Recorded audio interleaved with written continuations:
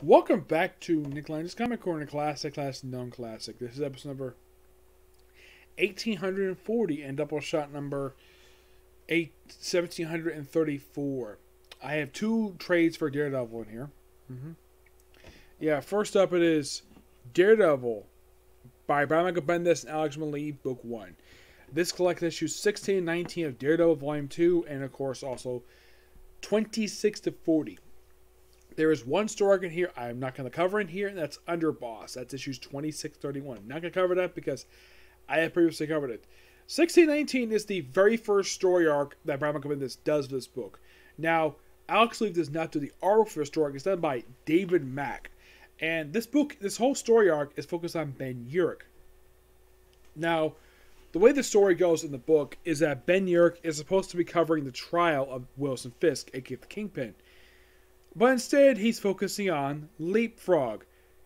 And, of course, Jameis says, well, I want to publish the thing, but he points out that the story is not trash. Of course, Jameis admits, yeah, the story is not trash, but I'm not publishing it. So, he continues investigating this. It's a really good story. It's interesting, though, we started with Ben Urich, with the first story for Bendis for Daredevil.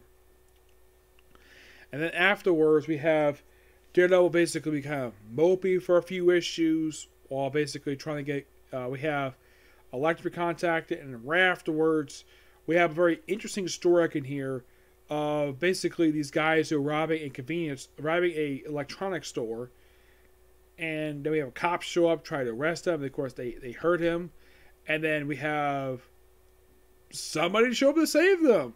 Is Daredevil? No, it's the White Tiger, who I should point out, though, have retired since the 70s at this point in time. He himself said it's been a couple of years, but he's been retired for 30 years at this point.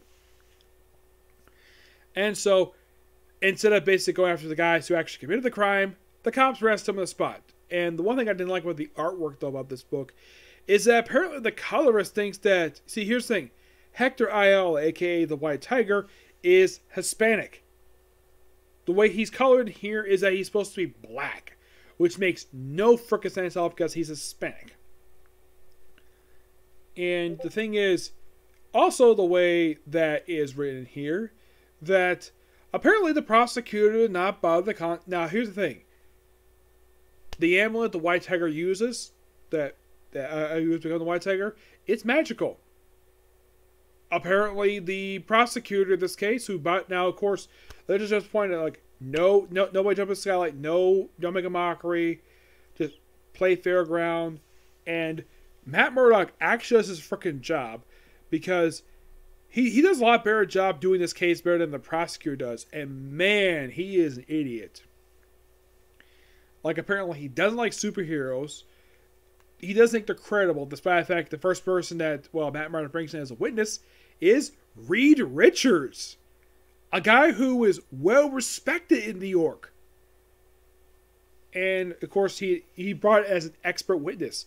Of course, they also brought in Luke Cage, Iron Fist. They brought a lot of people to basically for character witnesses. Also, Bendis did something a lot better than the guy who wrote Peter Parker. Well, because Daredevil basically is a lawyer, and he's a lot better at defending his client than the guy who defended Peter Parker. Also, he puts in more than one witness.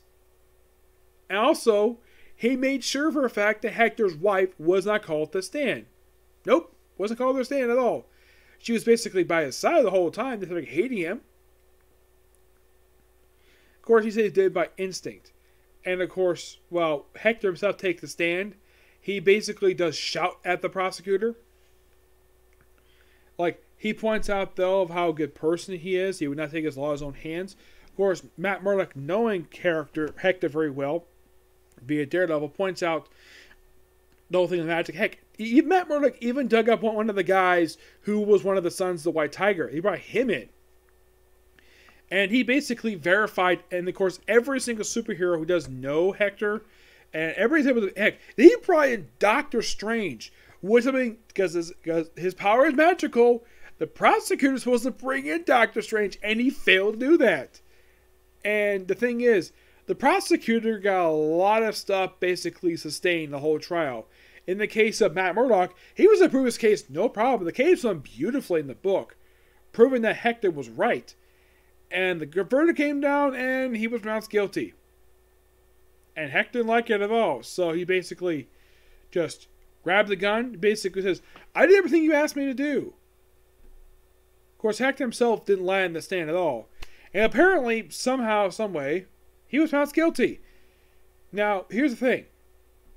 And of course, Matt Murdock pointed out, though, that there's no evidence of the fact that he killed this cop. No evidence at all, and yet they basically convicted him with no evidence.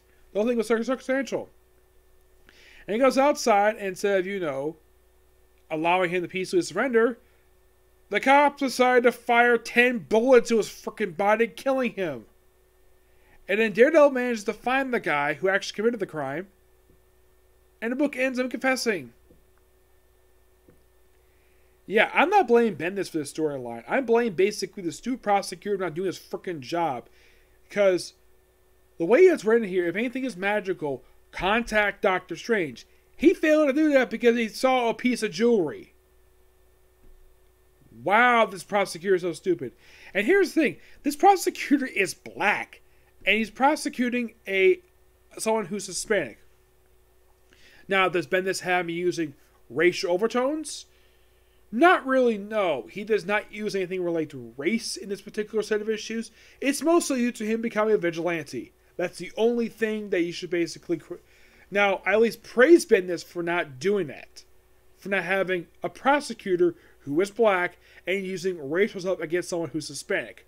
Because that'd be stupid on his part because Bendis is white and he's writing a black guy. So, that's good of him for not making... Now, yes, the prosecutor was an idiot. The guy should have done his job properly. And I'm surprised Daredevil didn't... not Daredevil. I'm surprised Matt Murdock didn't have the verdict overturned because of the fact the prosecutor didn't do his damn frickin' job. That's what should have happened. And he should have been not guilty. Nope. Basically guilty. And I'm like, based on what exactly? Did he really kill the cop? Not really, no. By the way, the prosecution had one witness, while Matt Murdock had a whole boatload of witnesses. Character witnesses. See, Daredevil did his job in the story. He defended him really well. Like, everything is on point. He collected evidence. He did something the prosecutor should have done because the prosecutor was being too lazy. Oh, and also, because the judge said no one came from the skylight, no superhero came from the skylight the entire case. Which, good job. You asked them to do that, and nobody came through skylight. They came basically... And here's the thing. The people who he brought in were well-respected people in New York City. You got Reed Richards, like I said, Reed Richards, Danny Rand, Luke Cage. These people are respected in New York City. Jessica Jones kind of in many ways because she's a private investigator. But there's nobody like has negative reception. Heck, I was surprised Bendis brought up basically the whole that guy who was one Sons of White Tiger, and he verified everything Daredevil said. So I'm like, if Matt Murdock proved in this whole storyline that Hector did not commit the actual crime, then why was he pronounced guilty? That makes no freaking sense. That's the only thing about this storyline I didn't like. But for the opening issues of Bendis' run for the book, it's not bad so far. Still got ways to go, but there's that. Alright, by the way, I'll give the book I'm going to give it a 9.5 out of 10. It's really good, but I didn't like the verdict with the White Tiger stuff. Oh, in case you're curious what happened to Amulet, ended up in the hands of his niece, who later ended up in the hands of his teenage sister. Yeah, seriously, it's weird. Marvel has never probably explained it. Like, they should have had it where the adult character, if that was a sister and the other one was a niece, because it makes no sense for a teenager to have a woman in her 20s basically be her niece. Yeah, to me it makes no freaking sense. Alright, next up it is Marvel Masterworks Daredevil Volume 9, which collects issues of Daredevil issue 85, 96, roughly just 11 issues. Everything here is done by Jerry Conway and Gene Colan. Yep. Now, issue 85, 86, these are the last issues to feature Gwen Pei Karen Page for about a couple years before she came back to the book. Yep.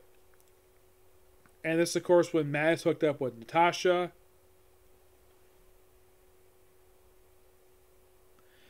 Yeah, and basically also he has moved out to San Francisco in these issues. Yeah, this is the San Francisco era, and of course he runs into on an airplane while flying to San Francisco. He runs into the Gladiator again. He hasn't run him in a while. Fights in for this issue. Yeah, really good issue to start with. And then we have Daredevil versus Ox again. Yep, the Ox. Yep, the Ox. Now this, of course, is the original Ox who actually came back and, well, he pops up again. This actually is part one of a two-part story here for Daredevil. Mm-hmm.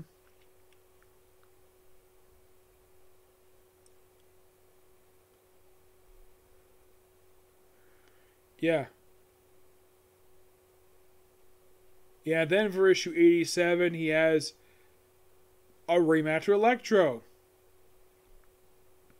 Cause reasons. Also, Electro has changed his mask. For no apparent reason. He apparently wears this damn thing in this issue. Yeah, this is I think it's like a 2-3 part storyline that goes on for a few issues. Yeah, I believe it does. Having Electro, the return of the Purple Man. Yes, the frickin' Purple Man returns in here. Oh yeah, definitely.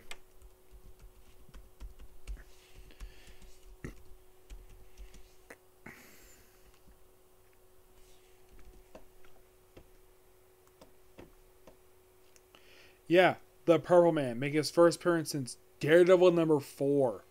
So this was the first appearance of him in 8 years.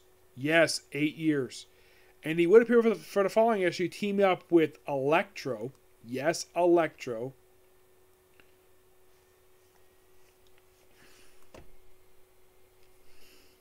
Which also had this guy, Larry Cranston, who first appeared in this issue here, who later became Mr. Fear. Mm-hmm. Yep. And I believe he's still Mr. Fear to this very day. Yeah.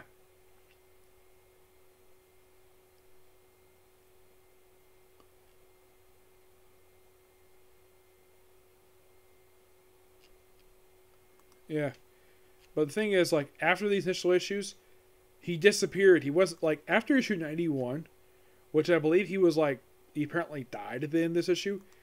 He disappeared and wasn't seen again into issue, to a story I'll talk about a little bit later, because he pops up again Over the Edge.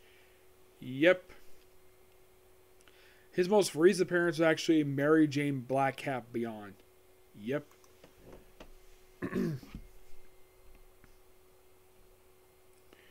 Yeah, Daredevil in San Francisco, he's here with the Black Widow. Yeah.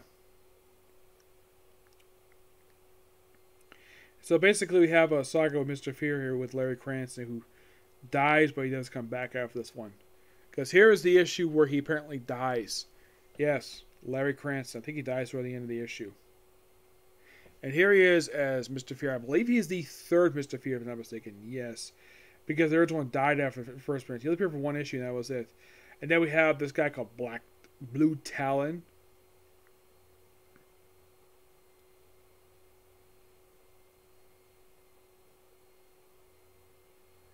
Yeah, and of course you have Matt Murdock and Black Widow. Basically, like, they have this house to live in, and of course, because of the 70s, they couldn't share a bed together. Nope, they started sharing the same house. Not married, but they had them basically sleep in their bedrooms for reasons. Also, here's something though. Like, if Daredevil's Matt Murdock was the attorney, what exactly is he doing in San Francisco? I have no idea. Then we have the Instructo Man. Yes, the Indestructible Man, who appears in issue number 93.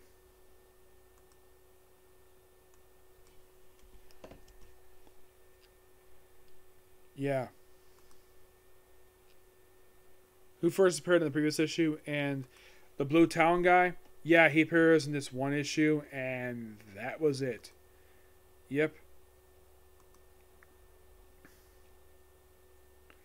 As for this guy here, the Indestructible Man, well, he actually returned after this one, believe it or not. Oh, yes. Yeah, he appeared in this 3-part storyline here. Popped up more fanfare for a couple issues. He then popped up for 2 issues of Captain America. He was brought back for Nathaniel Emerson's run for Black Widow, where he died. Yeah, he's relatively a minor villain.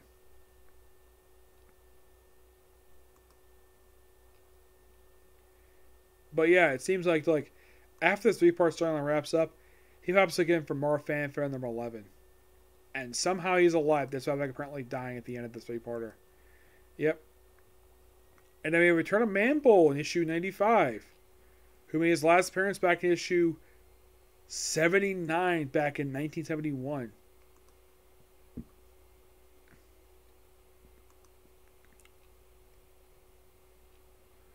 And this guy called Key Itch, which after this quick 2-parter, he's never seen again. Nope, never seen again. Man-Bull himself actually returned again in an issue of The Cat. Basically, he returned for the final issue of this series.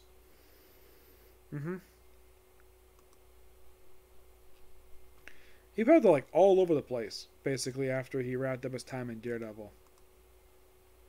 Yeah, at one point this guy claimed he was a Minotaur. Yeah, seriously, he claimed he was the frickin' Minotaur. Here's something kind of weird. Like, seems like after his brief time in Daredevil, he just became an Iron Man villain for some reason. And then he returned briefly to Daredevil, appeared sporadically over the years. I mean, his most recent appearance was Hulk Grand Design Madness #1. He was also a part of Fisk's version of Thunderbolts. Yep.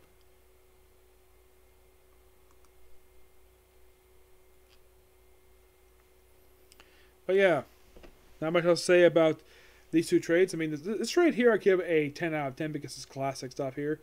And plus, they gave you a really cool villain, the Indestructible Man, who pops up again years later. Yeah, it's like Emerson brought this character back just to kill him off. Yeah. And all he basically is just a Black Widow villain. Yep. But yeah, that's it for Circular View. Next video is going to be Barge. Okay, next video. Bye.